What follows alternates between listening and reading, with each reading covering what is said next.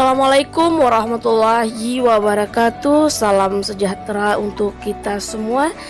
Perkenalkan, nama saya Zubaidah, calon guru penggerak angkatan 6 dari Kabupaten Sumbawa SD Negeri Simu.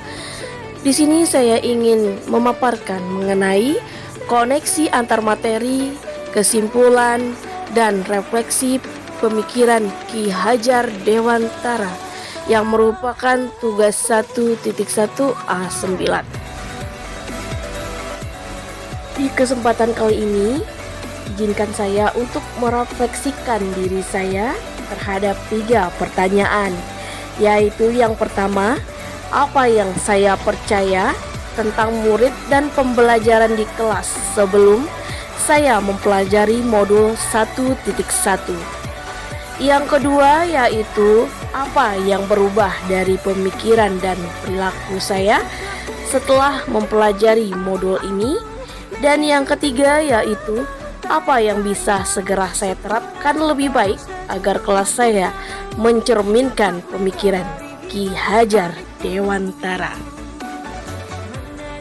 Saya percaya tentang murid dan pembelajaran di kelas sebelum saya mempelajari modul 1.1, yaitu yang pertama, guru adalah satu-satunya sumber ilmu. Ketika mengajar di kelas, seringkali saya mendominasi proses pembelajaran yang terjadi dan siswa hanya duduk diam mendengarkan. Hal ini seringkali membuat guru, terutama saya sendiri, merasa lebih lelah karena proses pembelajaran yang bersifat teacher center atau berpusatkan pada guru. Kemudian yang kedua, semua siswa memiliki kemampuan yang sama. Awalnya saya memiliki pemikiran bahwa jika siswa A bisa melakukan pembelajaran sesuai instruksi, mengapa siswa lain tidak bisa? Hal inilah yang akhirnya membuat saya untuk memberikan sanksi kepada siswa yang tidak dapat melakukan hal yang sama dengan siswa lainnya. Padahal siswa tersebut memiliki kemampuan di bidang lainnya yang sangat mereka sukai. Dan kebetulan pembelajaran yang sedang saya ajarkan saat itu bukan merupakan kesukaan mereka atau minat mereka. Yang ketiga yaitu berfokus pada aspek kognitif. Pada saat pembelajaran, saya berfokus kepada nilai yang didapatkan oleh siswa pada setiap latihan dan ulangan. Pada saat proses pembelajaran pun terkadang saya memberikan jam tambahan kepada siswa untuk memberikan pemahaman agar nantinya mendapat nilai yang sesuai dengan yang saya harapkan. Padahal bisa saja siswa tersebut unggul di aspek psikomotorik dan afektifnya.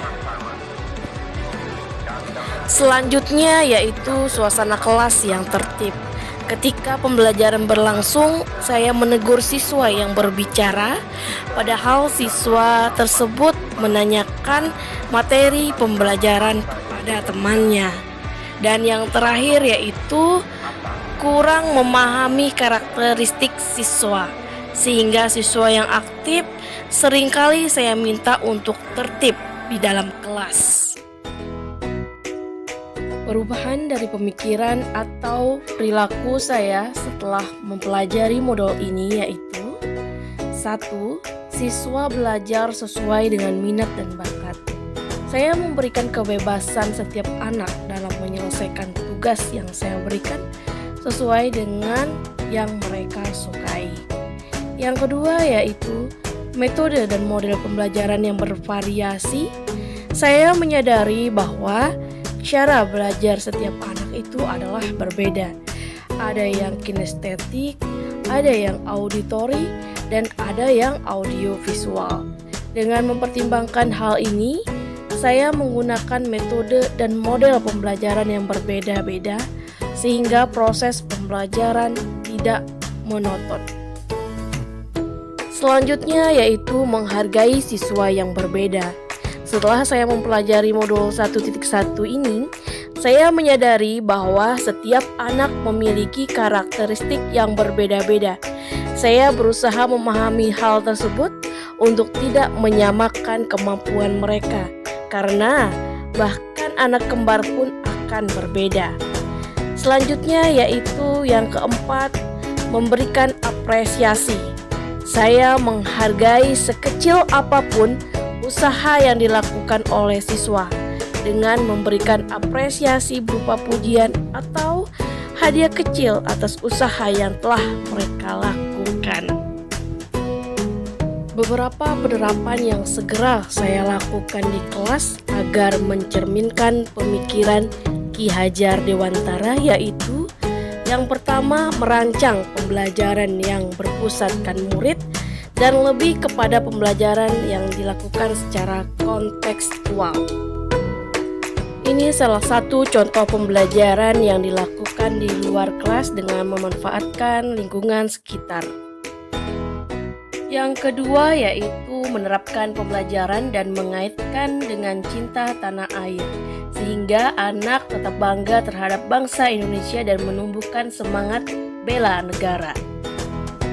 Yang ketiga yaitu menerapkan konsep merdeka belajar dan mengintegrasikan setiap pelajaran agar dapat memunculkan sikap profil pelajar Pancasila.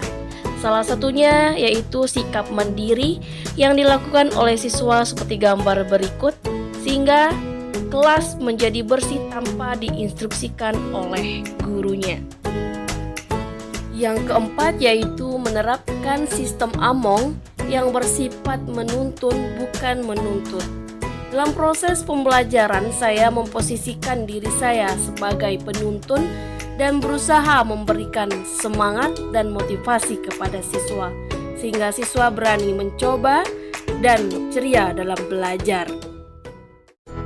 Dan yang terakhir yaitu pembelajaran yang sesuai dengan kodrat alam dan kodrat zaman. Sebagai guru, saya menyadari bahwa generasi sekarang berbeda dengan generasi pada saat saya masih kecil.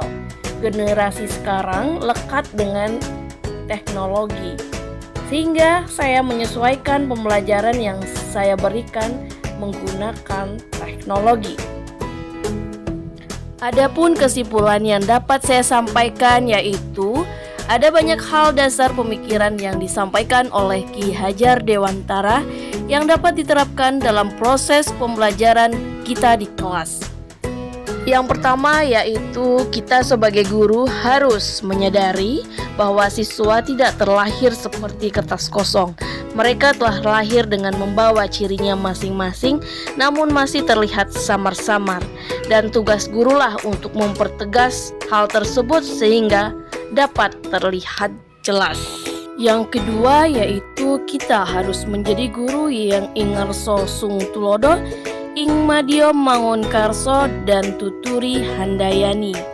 Yaitu sebagai guru kita harus memberikan teladan dan memberikan semangat juga motivasi kepada siswa kita.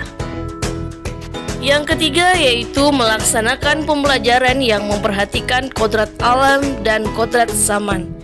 Cara belajar yang dimiliki oleh siswa adalah berbeda-beda. Beda budaya dan beda tempat mereka tinggal juga mempengaruhinya. Saya sebagai guru harus melihat hal tersebut. Selanjutnya yaitu kodrat zaman. Siswa sekarang cenderung lebih tertarik terhadap teknologi, sehingga guru harus mengintegrasikan teknologi pada proses pembelajarannya. Dan kesimpulan terakhir yaitu mengintegrasikan sosial budaya kepada siswa agar siswa tidak melupakan budaya yang mereka miliki dan menanamkan karakter-karakter dari budaya tersebut. Demikian pemaparan saya mengenai koneksi antar materi filosofi pemikiran Ki Hajar Dewantara. Terima kasih kepada yang sudah menonton video ini dari awal sampai akhir. Mohon maaf apabila ada salah-salah kata. Saya akhiri dengan wassalamualaikum warahmatullahi wabarakatuh. Salam Guru Penggerak.